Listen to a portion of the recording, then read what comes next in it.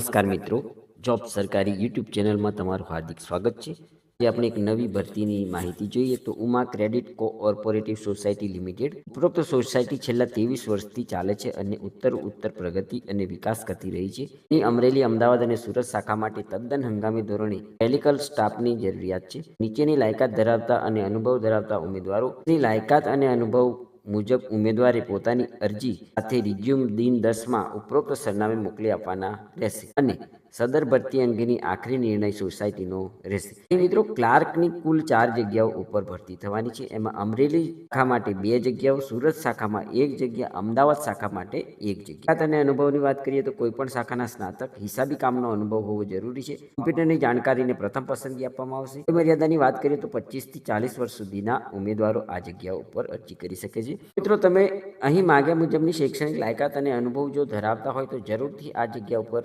સમય મર્યાદાની અંદર અરજી કરી દેવા વિનંતી છે। ધન્યવાદ, આભાર।